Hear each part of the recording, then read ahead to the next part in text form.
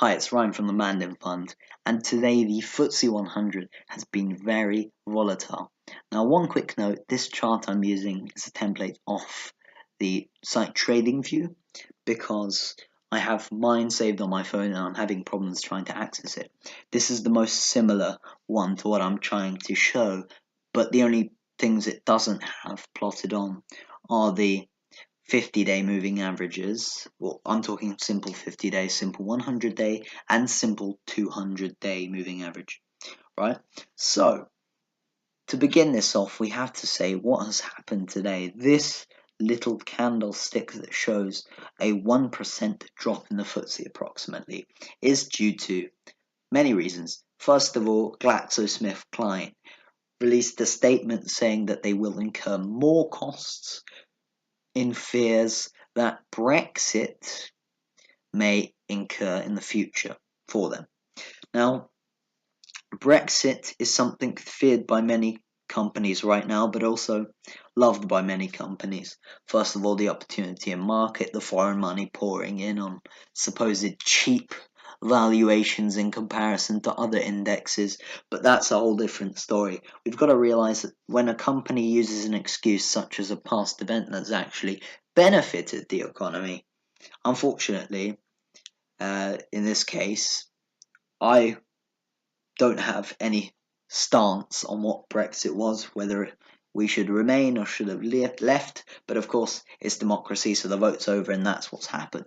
But what we need to realise is when a company uses something that's already happened, and the Brexit vote must have been months and months ago, for people to bring up those kind of events after the company has a growth in sales, this growth in costs jargon is something almost as if they'd like to escape a scenario of saying they've delivered weaker than what they previously would do.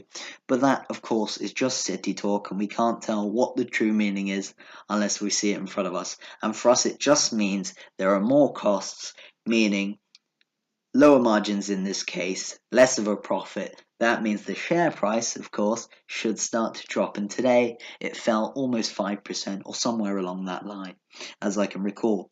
Now, on the chart, first of all, for the FTSE 100, we need to look at now that we've broken below this range of 74, 80 and above, we've fallen a large red candlestick, breaking below a previous support range. Now our upwards momentum has completely gone out the window because we've only touched into that previous range to close out along.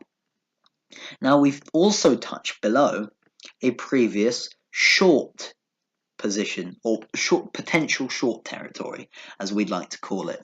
Now that means you could target lower anywhere up to this current level here, which is just below 7300 GBX.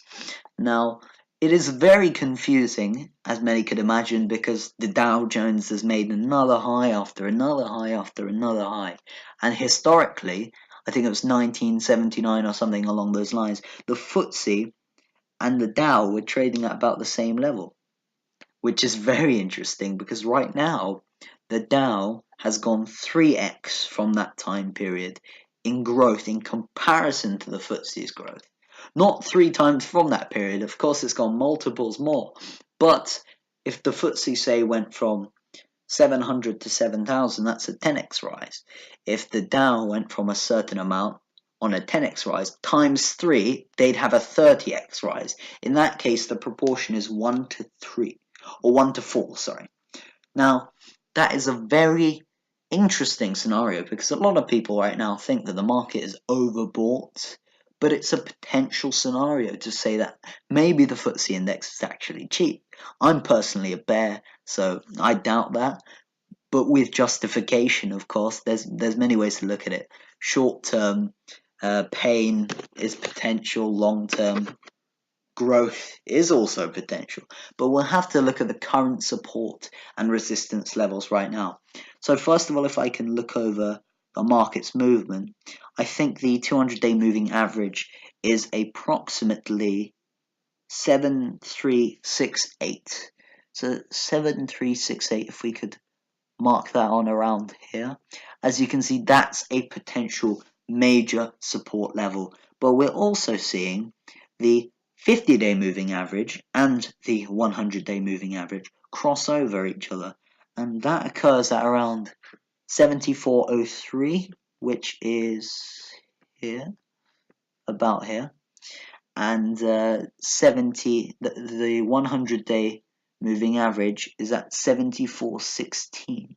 So that major area of confluence in between 7400 approximately and 7415 is a major support level to continue in an uptrend. Now, right now, it's of course reversed into a short-term downtrend, but if it sustains that support level, which is still pointed here, approximately this line, or this area, then a long-term uptrend can still be sustained because you're still seeing strength on many ends. Right now, the relative strength index could show strength. The depends what oscillations you're using, because you can't use commodity channel index indicators because, first of all, it's diversified. The FTSE can have every indicator, but you cannot find unless you're using the simple 50-day, 20-day, and 100-day. And if you want, do a 200-day. In this case, I haven't even used a 20-day because we're looking at the longer potential movements of the FTSE. Now, first of all, a few movements, if we could talk about. I just need to recap. First of all, the highest riser I think today was Kingfisher Group. No news, of course, just something that soared on the market's weakness. It's quite odd because it's a company that generally correlates with the market's movement. So that's quite confusing. GSK, of course, had fallen very heavily. The pound was up 0.79% versus the dollar. So that's the GBP USD currency conversion. In fact, Glaxo fell, I think, 5.5% to 14.29. That's a major drop. In fact, that breaks support, hence why the drop was large. Now, also another one that's broken support and has potential large downside is Evraz. It's fallen through its 310.3 support, and that could target anywhere down to mid 200s. Analyst forecasts are at 200 unchanged at a sell. I'm not sure who the analysts were, but that's approximately 50% of a discount to the current price. Now, the company is making a lot of money, of course, but the weakness of China's imports and the weakness of steel prices and also iron ore prices affects companies like FXPO, especially those ones that have had rallies. Now, also, these large corporate companies have potentially become overvalued. So where is the value? You've got to find that golden one. A lot of companies are in downtrends right now. A lot of companies are in uptrends. A lot of them are in stagnant positions. You cannot buy a company after it breaks out majorly. I'm not saying as soon as it breaks out you can't buy it, but I'm saying if something breaks out 20%, right, and you were going to buy it before it had risen 20%, do not buy it after it's risen 20% because you've increased your risk basically by a portion of 20%. Not exactly, of course, but that is a major mistake. If you see something breaking out resistance, you buy before it. If you see potential good results coming out, you buy before it, such as Lloyds Bank's results today. They were, I think, 79% up on profit, something along those lines, and it was a major breakthrough because Lloyds actually had a lot of problems with PPI refunds and everything along those lines. Remember who owned HBOS? Lloyds. Now, HBOS is a huge topic for discussion, but we won't get into that right now, and that's something you should discuss in your teams with your professors too.